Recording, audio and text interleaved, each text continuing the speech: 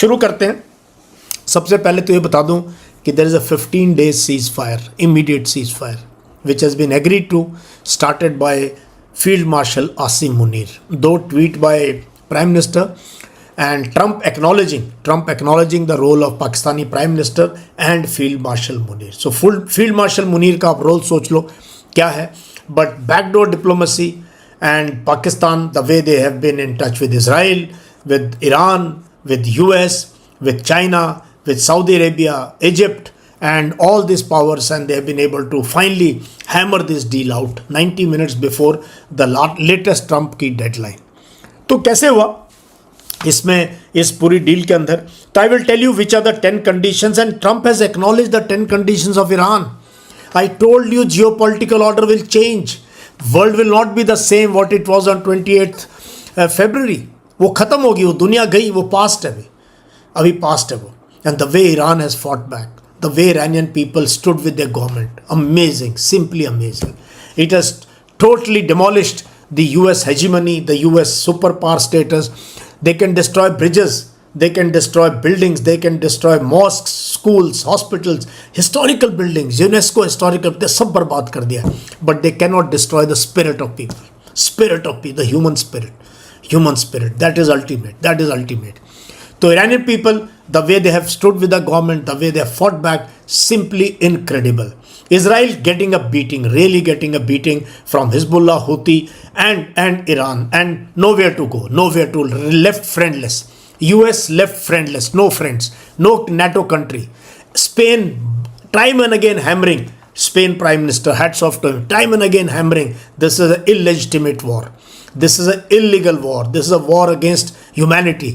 And of course, threat by China, threat by North Korea, and Putin sipping his black coffee, enjoying the kind of bogus muddle that US has got itself into because of Netanyahu.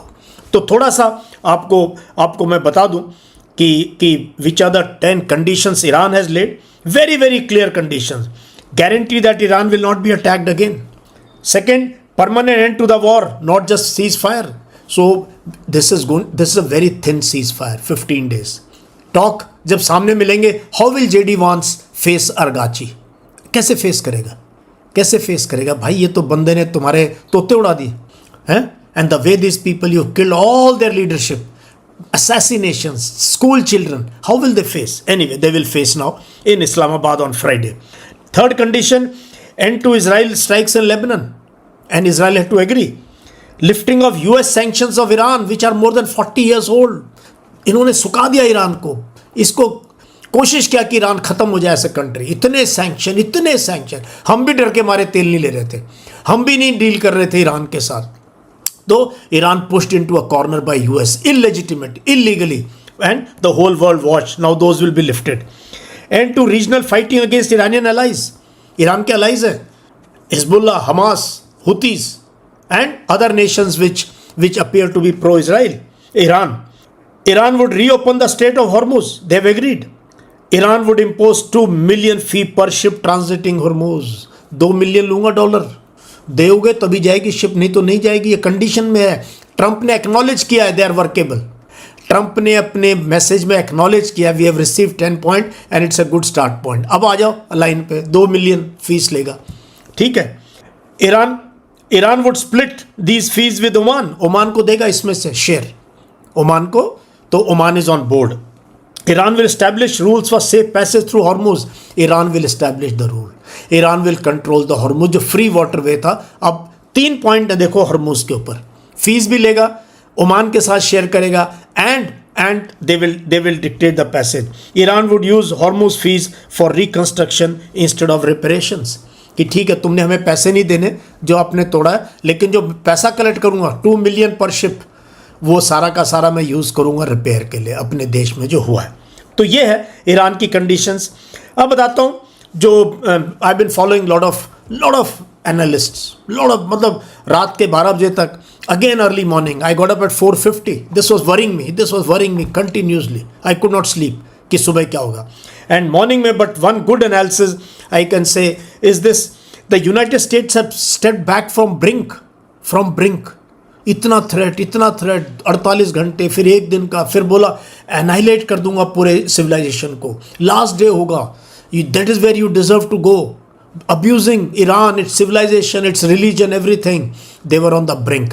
And talks within US to impeach him, talks within the military to disobey his orders, and left friendless, no country supporting US. So they were wanting कि ramp off, ये ramp off दे दिया उसको पाकिस्तान. आसिम मुनीर ने जो lunch खिलाया था white house में, जो लंच खिलाया उसको शाबाशी दी, उसका he has repaid US. He has bailed out US. उसने US को रैंप ऑफ का मौका दिया पाकिस्तान ने. तो they will always be grateful. Deadline back तो डेडलाइन, उस पर क्या डेडलाइन थी बताता हूँ.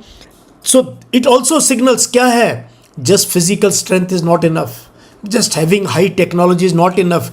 B-52 bomber, 3 aircraft carrier, marine फलाना is not enough because if you don't have political and military objectives, if your war, you don't have a good cause for the war, you will not win and you cannot break the spirit of the people. ये note कर लेना, एक चीज ये note कर लेना. Israel finds itself in more ambiguous position, having driven escalation, all because of Israel. सारा काम इजराइल का किया हुआ है. Now tethered to a process does not fully control. वहाँ हुती, वहाँ लेबनान मारा जा रहा है दे दनादन. इजराइल के लोग बंकरों में कब तक रहेंगे? फ्री कंट्री, डेवलप्ड कंट्री, बंकरों के अंदर, and massive firing within ये. Its objectives particularly around regime change, long term degradation of Iran sit uneasily with a negotiating track shaped elsewhere. कि मैं regime change कर दूंगा, ईरान को तबाह कर दूंगा, Iran will never ever make a ballistic missile, all gone हवा में. Now the talk will take place in Islamabad and Iran from a position of strength. अब ईरान का सुनो. Iran emerges with a measure of strategic resilience. Iran is emerging out of this war as a power, as a military power, as a technological power, and the power to resist US. किसी ने दिखा दिया आईना दुनिया को, भाई Iran कर सकता है, एग्जाम्पल दिया जाएगा, इतिहास में एग्जाम्पल दिया जाएगा. एंड जो हमारी इमेज थी, जो हमने वेस्टर्न कंज्यूम कर करके व्हाट्सएप यूनिवर्सिटी से इतना कंज्यूम किया, यूएस का ये वेस्टर्न नैरेटिव प्लस हमारा डोमेस्टिक नैरेटिव, ऑल चेंज. तो Iran has emerged out of this, and sanctions, relief, security guarantees, regional de-escalation, it has also moved the target to negotiating actor without conceding core position. जो इसकी core position है, sanctions हटाओ, allies पे attack नहीं होगा, लिख के दो कि अटैक नहीं होगा इसके बाद, एंड मैं फीस चार्ज करूंगा, स्टेट ऑफ हॉर्मुज को मैं कंट्रोल करूंगा, खुला है लेकिन पैसे दे के जाएंगे लोग. ऑल जो कोर उसके steadily there. Pakistan has unfolded not just as an architect but as a conduit and a catalyst. कमाल है. It has provided a channel through which messages traveled, deadlines were softened, and narrow diplomatic openings created. कल मैं कह रहा था there is a ray of hope. There is a slight ray of hope which Pakistan has provided. And who has provided?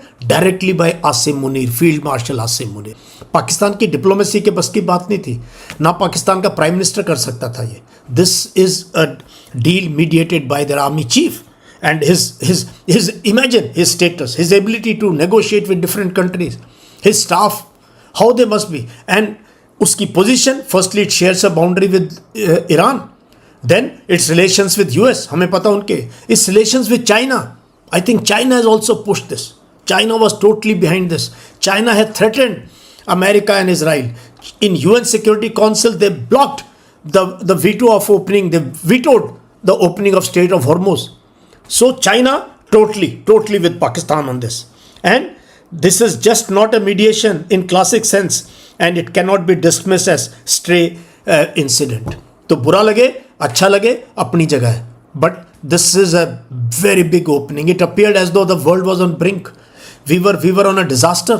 We were on a path to mutually assured destruction. Mad. हम उस stage पे जा रहे थे. Iran के लोग सड़कों पर guarding their bridges, not guarding, they say मारो. President said, I want to die along with our people. तुम करो, ले आओ. You bring all the weapons you have. You bring nuclear, you bring this. Israel and US, आ जाओ तुम.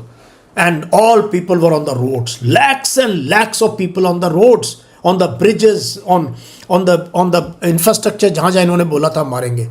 So this was Iran. Now आगे बहुत interesting है.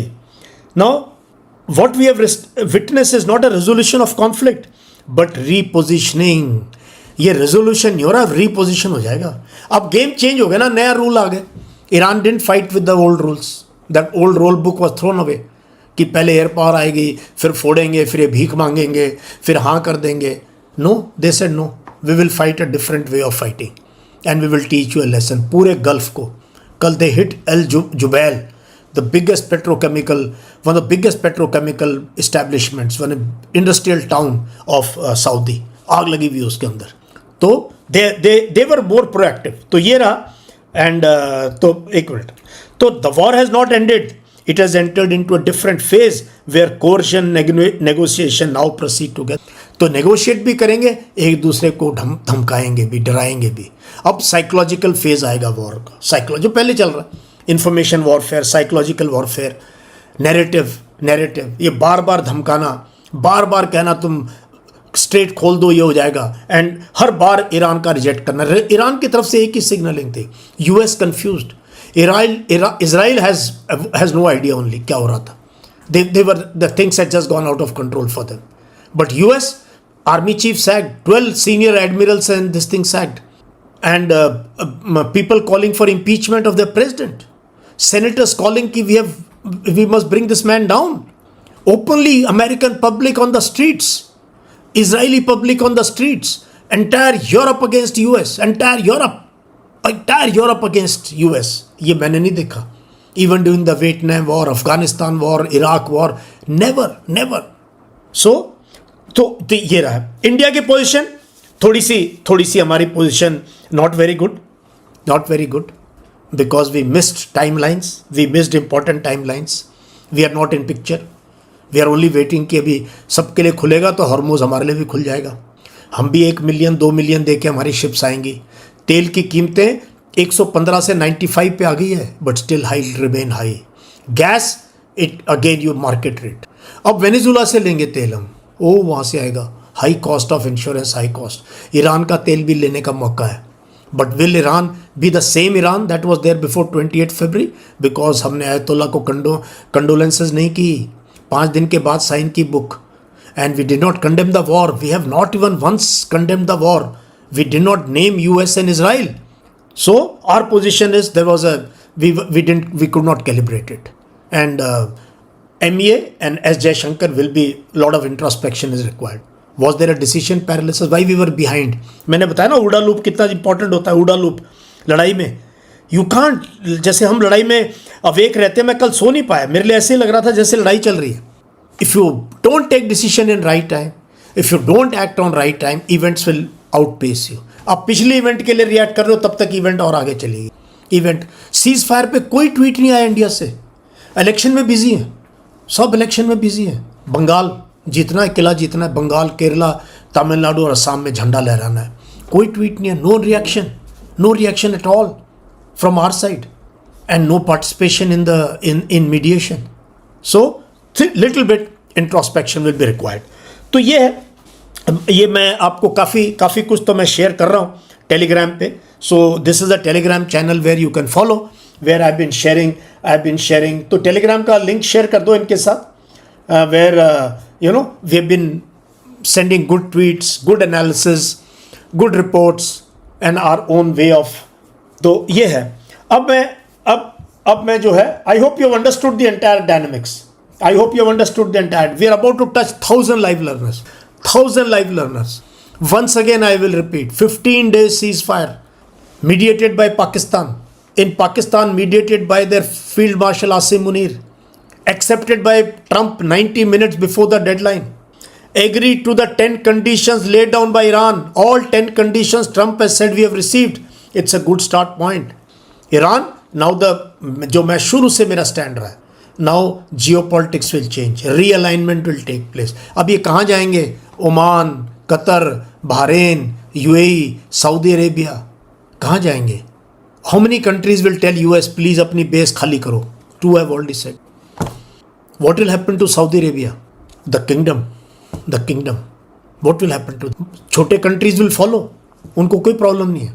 UAE one of the biggest allies of America, what is going to happen to them? Qatar, उन्होंने जहाज भी दिया अभी डोनाल्ड को, what is going to happen to them? Bahrain, Oman, okay they are, Iran has said I will share revenue with you and each ship देगा, पैसे दे के जाएगा अब शिप।